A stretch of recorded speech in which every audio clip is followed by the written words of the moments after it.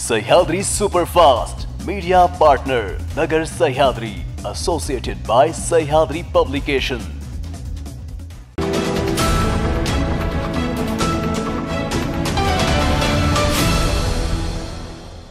नमस्कार, मी स्नेहल। आपण पाहत आहात न्यूज 24 सह्याद्री।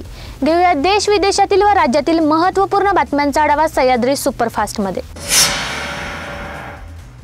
पंतप्रधान नरेंद्र मोदी नवीन ठिकाणी जाऊन फोटोशूट करतात, मात्र मणिपूरमध्ये का जात नाहीत असा सवाल काँग्रेसचे अध्यक्ष मल्लिकार्जुन खरगे यांनी उपस्थित केलाय। मल्लिकार्जुन खरगे यांनी आज दिल्लीत पत्रकार परिषद घेत नरेंद्र मोदी आणि केंद्र सरकारवर निशाणा साधलाय।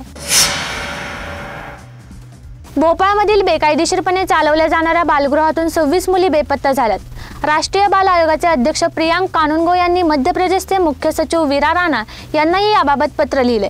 भोपाळच्या परवालिया पोलीस स्टेशन परिसरात हे अवैध बालिकागृह चालवले जात होते। भोपाळमधील एका खासगी एनजीओच्या वसतिगृहातून मुली गायब झाल्यानंतर हा वाद सुरू झालाय। पाळीव 2 कुत्र्यांना शेताकडे फिरण्यासाठी घेऊन जात असताना रस्त्यात त्यांच्या पाळीव कुत्र्यांनीच मालकावर हल्ला करून गंभीर जखमी केल्याची धक्कादायक घटना नुकतीच भंडारा जिल्ह्यातून तुमसूर तालुक्यातील करकापूर येथे घडली आहे। सदर घटनेचा व्हिडिओ समाज माध्यमांवर व्हायरल होत असून श्वान पाळणाऱ्या मालकांनी सावध राहण्याची गरज आहे। विलास पडोळे असं गंभीर जखमी श्वान पाळणाऱ्या मालकाचे नाव आहे। विलास पडोळे यांना नागपूर येथे उपचारार्थ दाखल करण्यात आले असून त्यांच्यावर उपचार सुरू आहेत। काँग्रेसचे ज्येष्ठ नेते जयराम रमेश यांनी विरोधी पक्षाच्या वतीने मुख्य निवडणूक आयुक्तांना पत्र लिहून व्हीव्हीपीएटी बाबत स्पष्टीकरणासाठी भारताच्या शिष्टमंडळाला भेटण्यासाठी वेळ मागितला होता। आयोगाने जयराम रमेश यांच्या पत्राला उत्तर देणारे पत्र लिहिले। आयोगाने आपल्या पत्रात ईव्हीएम आणि व्हीव्हीपीएटीच्या मुद्द्यावर आपली भूमिका आधीच स्पष्ट केल्याचे उत्तर दिले। ईव्हीएम आणि व्हीव्हीपीएटीच्या मुद्द्यावर सर्वोच्च न्यायालय आणि उच्च न्यायालयाने आपला निकाल दिलाय। पश्चिम उत्तर प्रदेशातील दाट धुके आणि थंड वातावरणात मुलांची सुरक्षितता लक्षात घेऊन नोएडा ग्रेटर नोएडाच्या शाळांमध्ये सुट्टी वाढवण्यात आली आहे। यापूर्वी इयत्ता 8वी पर्यंतच्या शाळांमध्ये 6 जानेवारीपर्यंत सुट्टी जाहीर करण्यात आली होती, ती आता 14 जानेवारीपर्यंत वाढवण्यात आली आहे।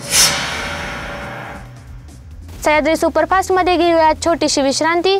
रोखोक पत्रकारिता, निर्भीड बाणा आणि कणखर भूमिका, महाराष्ट्राचा सखा, सत्याचा पाठीराखा, शब्दांचं सामर्थ्य, विश्वसनीयतेची उंची।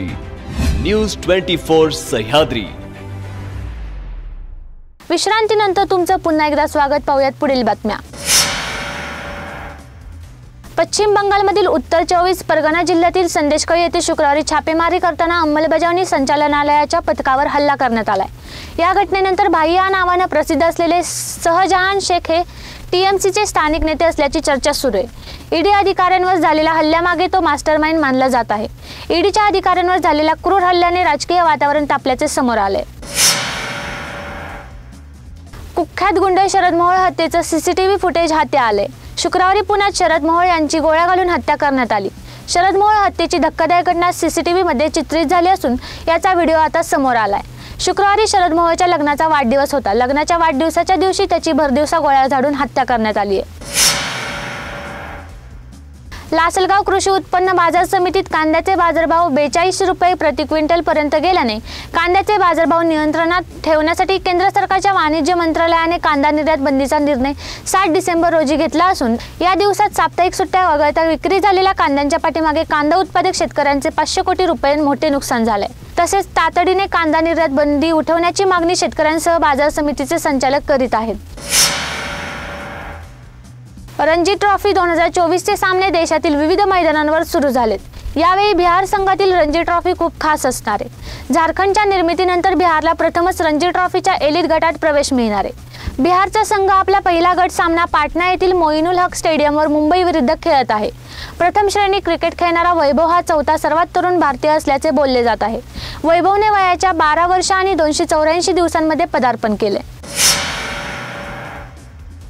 अनेक कारणांनी नाट्य संमेलन साजरा होण्यास उशीर झालाय। हे संमेलन निर्विघ्न होत आहे, त्याचा आनंद आहे। काळानुरूप नाटक बदलत गेली। कौटुंबिक नाटकसह आता ऐतिहासिक नाटकही होत आहेत। नवनवीन विषय नाटकात येत आहेत। राज्यभर नाट्य संमेलन हा सोहळा रंगणार आहे, असे शतक महोत्सवी नाट्य संमेलनाचे स्वागत अध्यक्ष शरद पवार उद्घाटन सोहळ्यादरम्यान म्हणाले। तसेच यावेळी त्यांनी रायगडला जेव्हा जाग येते या नाटकावर अप्रत्यक्ष टीका केली आहे। सह्याद्री सुपरफास्ट मध्ये इथेच थांबतोय, मात्र तुम्ही पाहत राहा न्यूज 24 सह्याद्री।